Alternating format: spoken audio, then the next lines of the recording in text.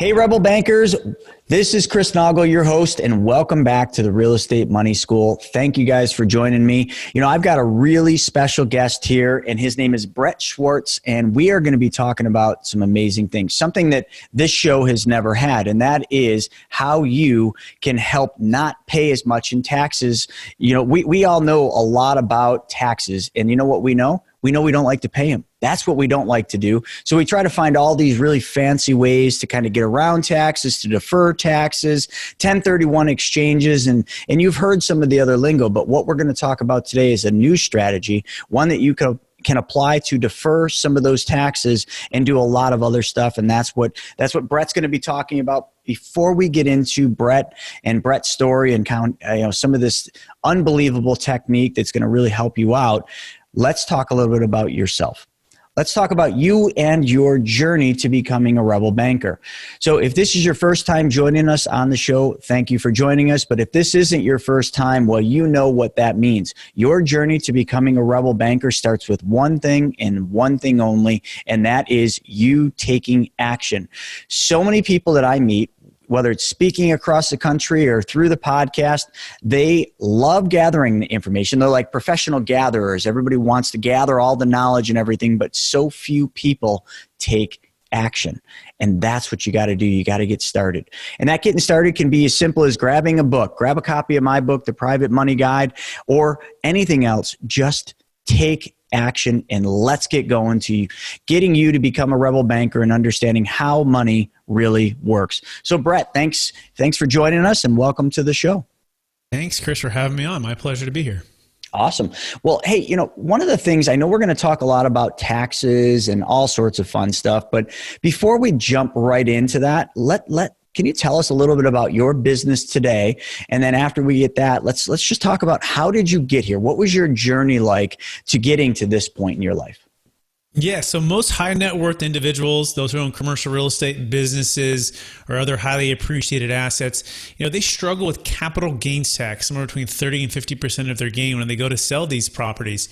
And we use a deferred sales trust, which is our expertise here at Capital Gains Tax Solutions, to give them tax deferral, liquidity, and the ability to go back into real estate without having to use a 1031 exchange ever again, not feel hostage to the 45 days to identify or 180 days to close, all so they can create and preserve more wealth, and or if they're a business professional, help others do the same and grow their business. So my backstory is one where I started at Marcus & Millichap in 2006, and for your listeners who don't know what that is, it's a company that helps people buy and sell investment real estate. And I learned from some of the best in the business how to do 1031 exchanges, how to help people buy and sell multifamily properties, add value through forced appreciation, and really build a long-term wealth and also cash flow along the way, which became my passion.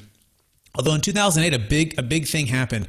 As your listeners and there was the crash, and was one of the hardest hit markets in Sacramento I happened to be in the whole United States. And I saw some people lose everything. And I saw people who had worked 20, 30 years, to build up a portfolio through multiple 1031 exchanges just to have to overpay in 05 and 06 and 07, and then for everything to crash in 08. And so when that happened, it really shifted the way we thought about how to approach the business. And it's not necessarily just a one-size-fits-all 1031 exchange that works for everybody. In fact, according to the American Bankers Association, there's about $17 trillion that will pass from one generation to the next in the next 20 years. And this is known as the largest wealth transfer in the history of the world. And it's by the baby boomers. In fact, there's about 10,000 turning 65 every single day in the U.S. and 77 million in the U.S. alone.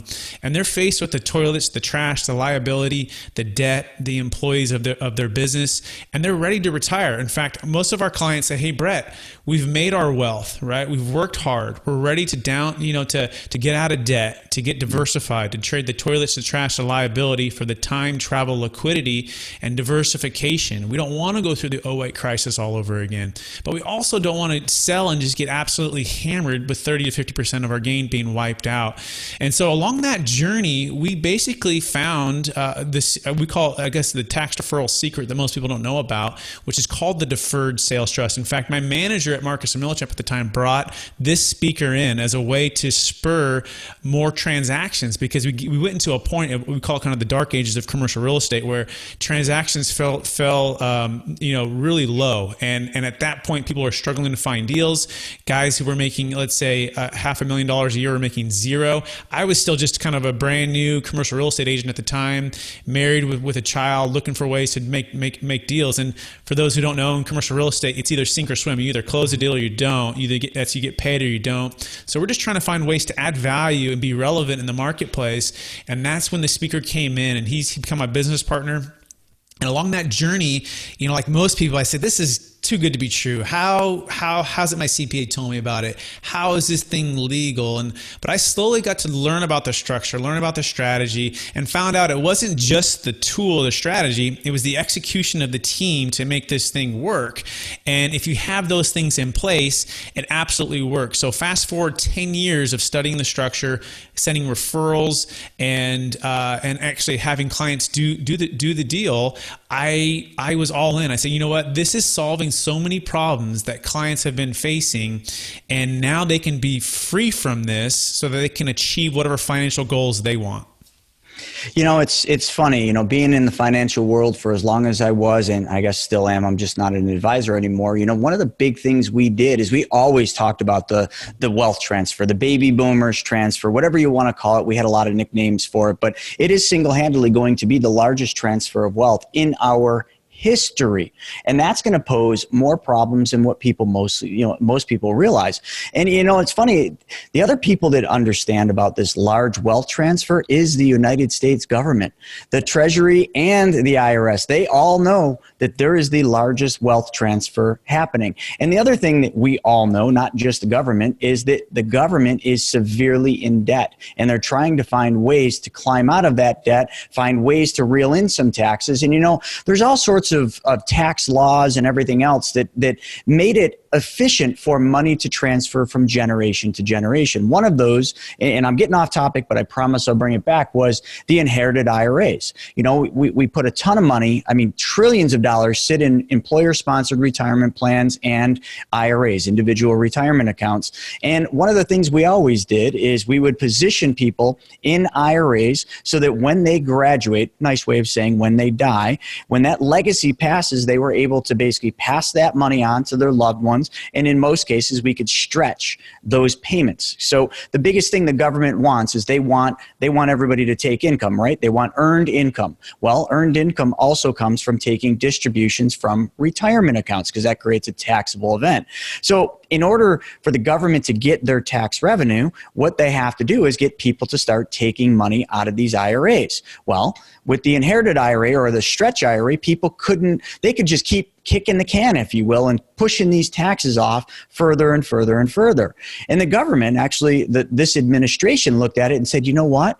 We're going to come up with this thing called the Secure Act. Now, I'm not going to get deep into this, but if you don't know about this, as of now, and actually very recently, when this wealth transfer happens and people pass away with IRAs, they might even still be thinking that they can just kick the can and do these stretch for their families and loved ones. But now they have 10 years to take all that money out of those IRAs. The government's sitting back going, oh yeah, here we go. And then everybody else should be doing a little something like this. That's right, because the government's collecting. And you know what else the government's collecting on? Real estate values going up. They know that when real estate goes up, people sell. And when people sell, that creates a massive taxable event, with the capital gains and the money that you make on this real estate. That's what we're in the business of doing in real estate, making money on selling real estate. And you know what we've always looked at, and I'm just going to tell a personal story, is 1031 exchanges. It's kind of the commonality that people always look to. And in 2016, I sold a strip mall, and I had about $165,000 gain. And I remember, as I was selling that, when I put it under contract, I'm like, oh, great, I'm going to get a hold of this guy, Russell, and he's going to do this 1031, and all is going to be good. I can defer the taxes. Do you realize that in a 1031 exchange, you have exactly 45 days to identify a property and 180 days to close on that property? You might think, oh yeah, no big deal.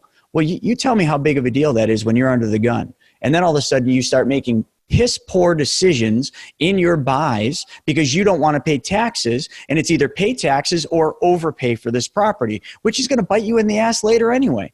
So what Brett's talking about here is a strategy that's going to make it so that you don't have to be under the gun, so you don't lose negotiating techniques when you're buying properties, which, hey guys, let me let the cat out of the bag. In real estate, the money is made on the buy only. And if you think different, you are in the wrong business. That's how you make money in real estate. And if you are rushing because you are under the gun and you don't want to pay the government taxes, and the 1031 exchange puts a gun basically to your head and says, hey, you got 45 days, go buy anything and pay anything you can, because otherwise Uncle Sam's taking your money, you are going to make bad decisions. And that is what happened in 2008. People made awful decisions and they got really hosed. So you need to pay attention to what he's saying here, because this is something that will help you not have to be ever under that gun and overpay for the property. So sorry I went long on that one, but it's just, these are all things that are real with this wealth transfer, and you guys got to get educated. You got to get the knowledge and the people in your team ready for this to happen, because it's coming. So with that being Chris, said, I couldn't say it better myself. That's amazing. In fact, we call it the 3 tax-deferred secrets that your commercial real estate broker and your 1031 company don't want you to know. And they have to do along with the lines of like the first one you just said, the 45-day 180 sprint. The intent is to buy real estate, which makes sense. And you can buy it on the intrinsic value based upon the cash flow, the location, the value add opportunity, not because you want to defer tax. But when the seller knows you're in a 1031 exchange, and essentially they held you hostage to that amount which you have to pay, which often means they're asking you, well, what kind of exchange are you in, and how much tax do you owe? And the broker is going to ask these slight questions because it's increasing the probability that they're going to actually get a deal to close, and they can go to the seller and tell them that to try to make a deal. All of these things are not in your favor. So what they don't want you to know is that you can buy at optimal timing. What does that mean? Buy whenever you want. Our parents taught us to sell high and buy low, not sell high and buy higher 180 days later. And that's exactly what the 1031 forces you to do. So instead, you can buy at optimal timing. Well, what do you mean by that? Well, buy whenever you want to. So this is actually what a client actually did.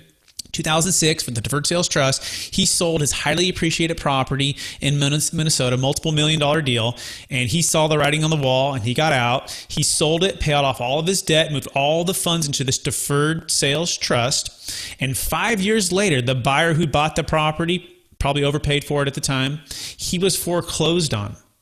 And what did this client do? Well, he bought it back through his trust, all tax deferred at 60 cents on the dollar. The same property that he had sold 5 years prior. And that's what we call optimal timing. It's kind of like the Monday morning quarterback.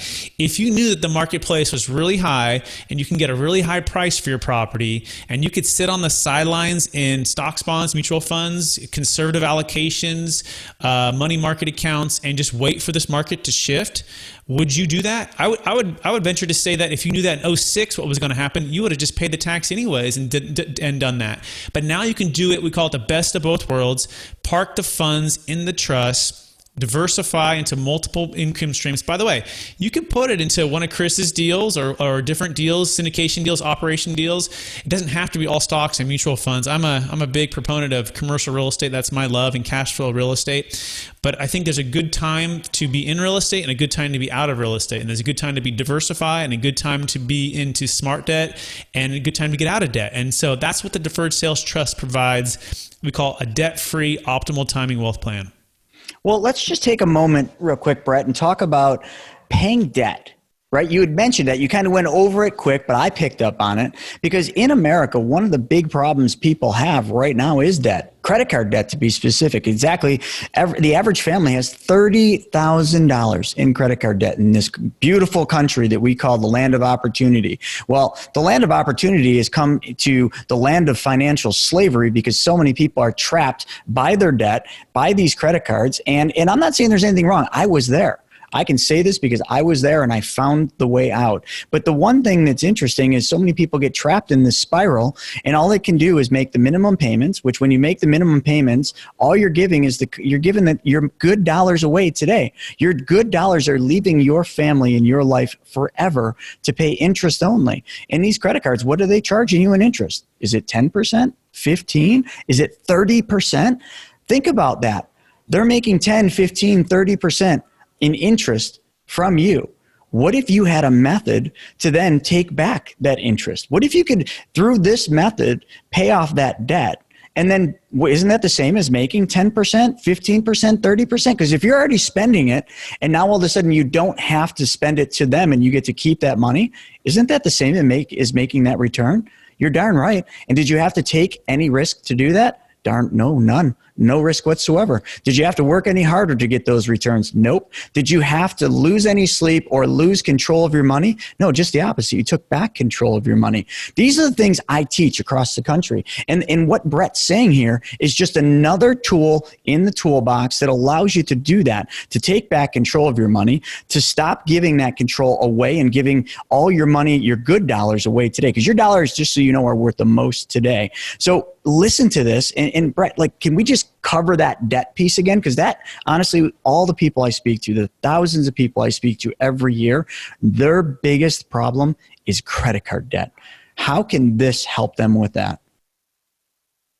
Yeah, this leads into secret number 2 that your commercial real estate broker and the 1031 exchange company doesn't want you to know. And it has to do with the 1031 exchange rule of equal or greater value, which typically means equal or greater debt. So you may sell your property for $1 million or $2 million or $3 million, and let's just say you had $1.5 million in debt on the property. The likelihood of you to find something, let's say a $3 million deal, you're going to find exactly a $3 million deal and only keep a $1.5 million debt are very low. Most, and I've done 1031 exchanges. This is my experience. And as a real estate broker, I love it because I get paid on the full amount of the purchase price, not just on the equity. And so they buy a $4 million property. Now they're $2.5 million in debt because they had to purchase something of equal or greater value. So the intent is to go into smart debt when it makes sense. And I'm by no means, make sure you hear this. If you can find a value add, forced appreciation, low price per square foot, good location property, hey, buy it. Mm-hmm. To me, that's single-handedly the best place to earn and build your wealth. However, if you can't find those things, or if you wouldn't have bought that property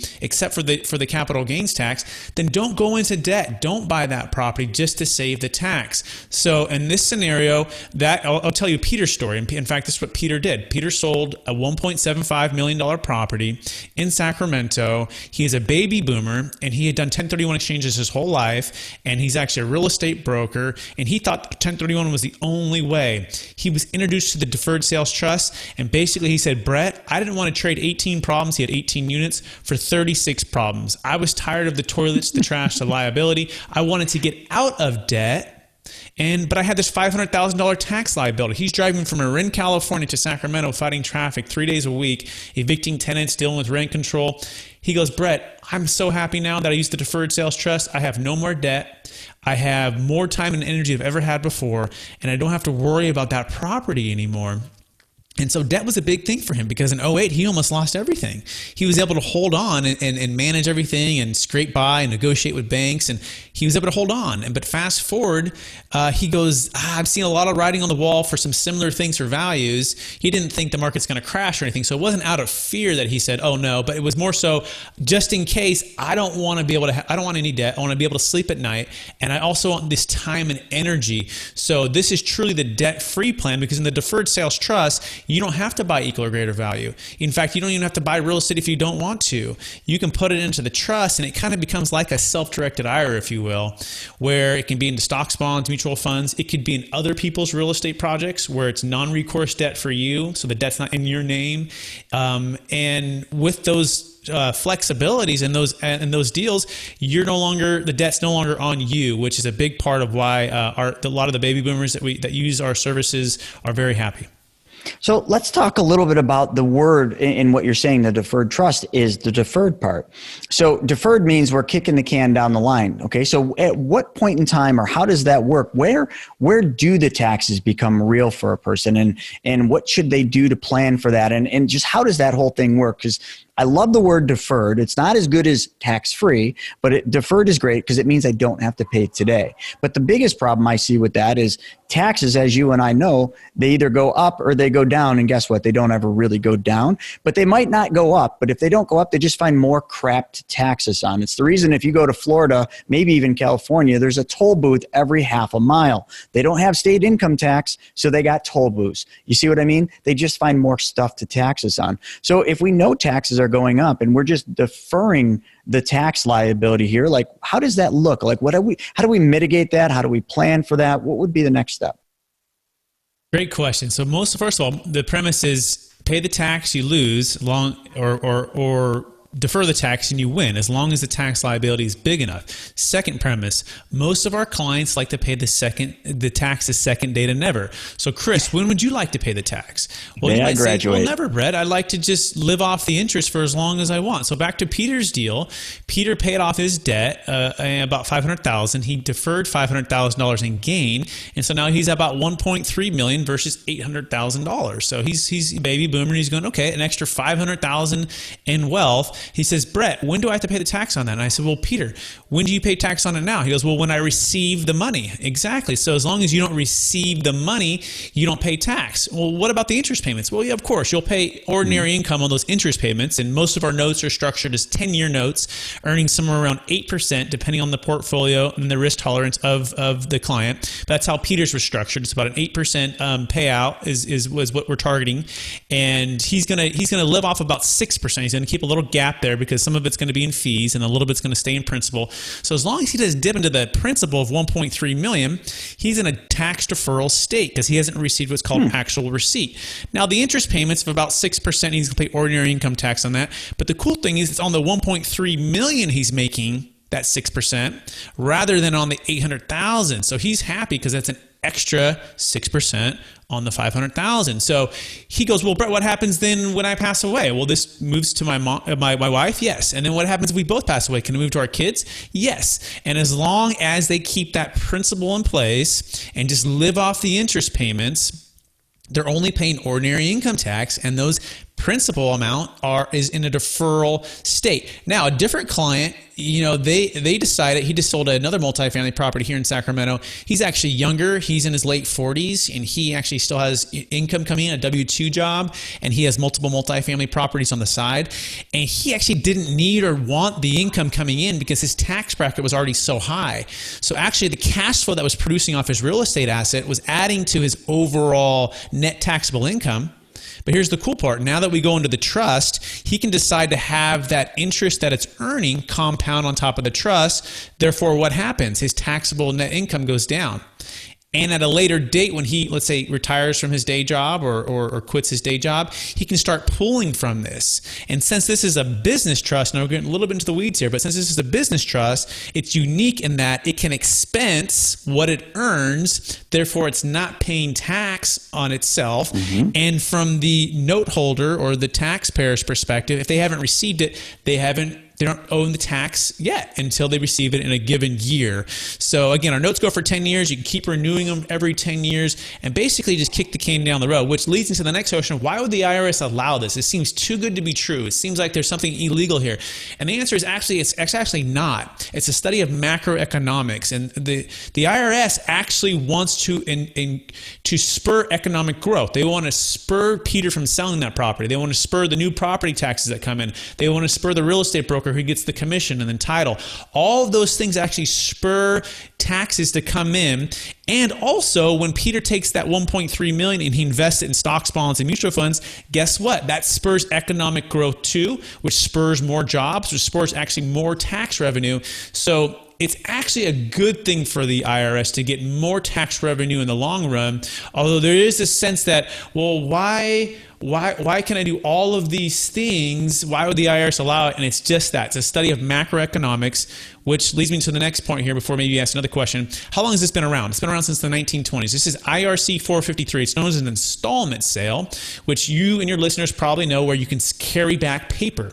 The difference is we're adding a business trust to do a deferred sales trust or a specialized installment sale.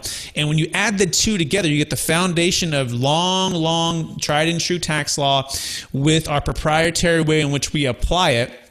Then you couple that with the thousands of closes we've had, which is really important for your listeners to understand. You want to make sure whatever tax deferral strategy you decide to choose, it has a long-standing track record. And not only have they've closed, let's say hundreds or thousands of closes over, let's say 24 years, which is ours, but has the IRS looked at it? And has the people who used the structure been audited? And what was the outcome of those audits? And for us, it's 14 no-change IRS audits. The largest one was $125 million in San Diego. All that being said, you want to make sure that you're safe and you can sleep at night in whatever structure you're going to use.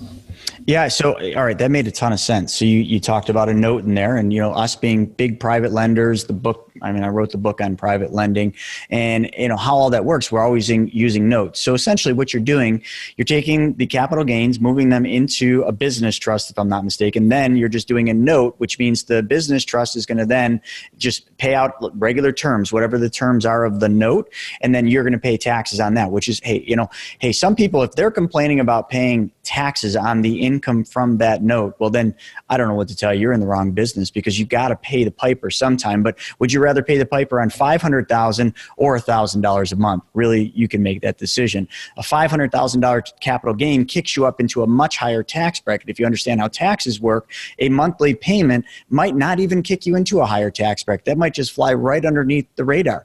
And if it does kick you up, well, you better bump up those expenses. Hey, take a couple more business trips, go out there and do some more board meetings. I don't need to tell you how to do these things, but it's pretty freaking simple. And I've also been on this journey lately, which just is perfect, Brett, is learning all about trusts and foundations, using family trust with business trust and foundations, the same way the Clintons do, the same way that Warren Buffett does, the same way that the Gates Foundation does. If you understand how that stuff works, you will then understand why Trump didn't pay any taxes. You'll understand why pretty much every wealthy person out there, they don't really seem to pay much in taxes. Yet the average middle class folks are paying 25 to 30% in taxes. And then the ultra wealthy, the billionaires, are paying 13, maybe 15% in taxes. And people say, well, there's something illegal going on.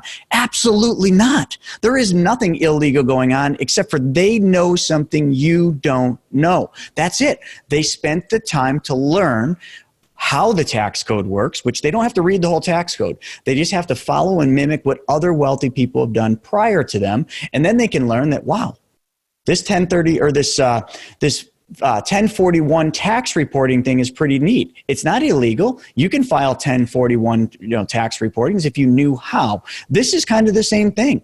Like this you might want to fight the system and say this sounds illegal, sounds like a scam, sounds, too good to be true. If that's what you want to believe, then keep believing that and keep living the life you are. Or maybe you will just believe that there are things just like this, like what Brett is doing, that can help you make a crap load of money and not have to pay it all out in taxes. All you need to do is decide how far down the road you want to go. And it all comes to educating yourself. But you might not have time to educate yourself. Great. Guess what? Henry Ford was genius at this. He was not a smart man, but he had a row of buttons on his desk. And you know what one of those buttons was? Brett's number. So that when he sold a property and didn't want to pay taxes, he hit a button. Brett showed up on the line. He's like, hey, Brett, man, we just sold another property. Big gain on this one. Can you do one of those trusty trust things that you guys do? That thing? I just don't want to pay taxes. Yeah. And let me know how much my monthly payment's going to be on that thing you set up, right? Isn't that a smart person? He didn't know what the trust was. He didn't care what the trust was. He cared what the trust does, and he had someone smarter than him that could do it. Folks, don't think you need to know everything. Right before this podcast started, what did I say? I said the first thing you need to do is take action. Maybe taking action means building your team of people way smarter than you are. Because, hey, there's nothing wrong in saying you're just not smart enough. But being just not smart enough doesn't mean you have to be stupid. And being stupid means being ignorant and not finding people smarter than you to do the things that you need done in your business to not pay taxes, to make more money, or most importantly, how about just to keep the money that you make? Isn't that just a novel idea? Instead of just going out there and slaving and hustling and working your butt off making money, why don't we learn how to keep more of the money that we make? Seems like a logical thing. Well, to do that, this is your man right here. Brett is the guy to do that. And, it's like I know this stuff maybe better than some, but I don't know this. This is the first time I've ever heard this. Don't think for a second that this is something that, oh, yeah, I brought Brett on here because I know all about this. No. I've never freaking heard about this. But you know what I have heard of? 1031s. You know what I have used? 1031s. You know what I have not liked? 1031 exchanges. So now I know that if I sell another portfolio like I did last year and I don't want to pay taxes, Brett just made it on my buttons. And I'm just going to add another button right over here on the far left so that he's my button when I don't want to pay taxes on gains. Your decision, folks. You can either learn or get smarter people than you on your buttons. So Brett, if anyone wants to get a hold of you to learn more about this, they got a deal. They're like, this is hitting just at the perfect time. I just sold this big property. First, before that you tell them how they get a hold of you, how long does it take for you to set the trust up? So let's say I had a deal that was closing next week and I had a massive gain. Like, what is the process? How does that work? Yeah, so you want to get to us early, right? And we've done deals in 72 hours. We've done deals in a week. No one wants to work under a fire drill. Ideally, Chris, you call us and we would ask you a couple questions. We'd say, first, are you selling an investment property, a business, or high-end primary home? That's very important, or other highly appreciated asset, right? We want to determine which road we go down here. But let's imagine it was an investment property, and we would ask the second question: have you removed all contingencies, or has the buyer removed all contingencies with nothing else left on there? And that's important, right? Because that's a rule we have to follow. But you said, no, they haven't removed everything. They're going to remove it in a couple days. We'd say, great, add this one sentence to the deal, which basically you can contact me at capitalgainstaxsolutions.com and I'll give you that one sentence so you have it. And it's just an option language, and that option language will just give you the option. You don't owe us anything. You don't have to do the trust, but now you at least have the option there. So that would be step one. But what if you said, oh, Brett, I've already removed all contingencies. It's closing in a week. Shoot. No problem. We'll go with the 1031 QI company, one of our affiliate partners who allows both the deferred sales trust and the 1031 exchange. This is very important. Not every 1031 exchange company is the same, and some have a vested interest not to give you this option because they want to keep you in the 1031 exchange. That's how they get paid. Same thing with brokers. Okay, so be very, just get the option. Use one of our QR companies that gives you both options. It doesn't cost you any more to do that. We don't get paid for having you go there. It's completely your option, just in case your 1031 fails. This is also a backup plan for a failed 1031 exchange. We've saved multiple people deals. So there should not be anyone who hears this message who's going to do a 1031 exchange to not have this as an option. There's no excuse not to use a QI company who's going to give you both and use us, because you're not paying anything unless you use it. You have everything to lose if your exchange fails. The lender doesn't lend. The dealer, the seller doesn't deal. You end up not liking the deal. You find mold all over the apartment complex, whatever it is. And now you have a backup plan, right? And it doesn't actually take one of your three positions. So it doesn't, literally has no negative effects, only upside, and doesn't cost anything. Okay, so that's one thing. Okay, now the second one, if it's a business sale, remember, business sales don't qualify for 1031 exchanges. And yet, I've yet to find anyone who's done a 1031 with a business. So if it was too late on the contingencies or high-end primary home, we did a high-end primary home sale here in Cupertino recently. It was a single lady selling a $3 million home. She owed $500,000 in tax above and beyond her 121 exclusion. So this is a reminder for your listeners. Your 121 exclusion is $250 if you're single, $500 if you're married in the home, right? If for anything that's in the gain, it's all tax-free. But above and beyond that, she owed another about $380,000 in tax. And so she felt trapped in her home because she didn't want to pay the tax. So she was able to sell, defer it all, but it does not qualify for a 1031. So in that scenario, she couldn't do a 1031. Fortunately, we were there well before the buyer removed all contingencies and she closed on the trust at close of escrow. Great. The last one, again, is the business. We need to be there early because there's no 1031 option. So contact us early. Make sure you get comfortable with it. We even say 6 or 12 months prior to sale because we want you to vet the structure, vet everything, and have the emotions of the sale in the distance. Focus on that later. Get your tax deferral plan set up right now. Get your wealth plan set up right now with that. and then go sell the property or the business, right? And just make sure that the buyer up front knows, hey, we're going to do this. By the way, it doesn't affect the buyer at all. It makes no difference to the buyer whether you take the cash and pay the tax or you do the deferred sales trust. It doesn't affect them at all. Those would be the answers. So yeah, and you can find me at capitalgainstaxsolutions.com. You can schedule a free one-on-one consultation. I also have a free guide there. It's called the Escape Feeling Trapped by Capital Gains Tax. You can download that guide. And then just start the educational process. Yeah, like Chris said, take massive action. I have a YouTube channel, and there's no excuse not to get clarity on these capital gains tax deferral options so that you can create and preserve more wealth, so that the funds can stay in your community or give it to charity if you want to. We're also like the CRT, but we don't have the C. Charity is not required, but you can certainly give it to charity. So yeah, those are some of the ways to reach out to me. I look forward to connecting with anyone who wants to. Can you give them that website one more time? It's obviously www.capitalgains. taxsolutionsplural.com. So capital gains, plural, taxsolutions.com. And Brett Swarts also on LinkedIn too is another place to connect with me.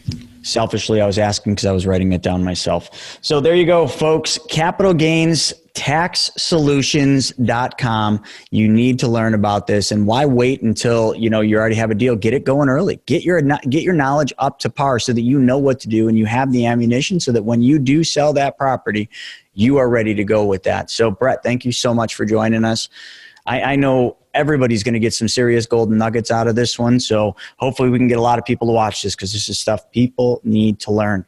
So back at you guys, I know on your journey to becoming a rebel banker, we keep saying it, you got to take action. But the other thing that I always say is, knowledge is power indeed, but the real power is in the application of knowledge. Knowledge, that whole knowledge thing, that's useless if not applied. So make sure you're applying the knowledge that you're getting here. Don't just gather all this knowledge, because you know what happens.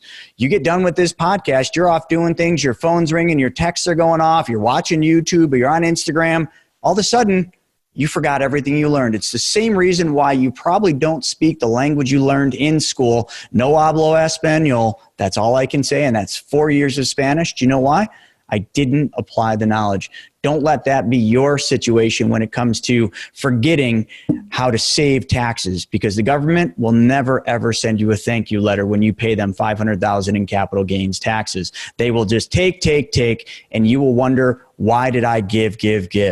That's about all for today. So thank you all for joining us for another episode of the Real Estate Money School. We'll catch you on the next episode.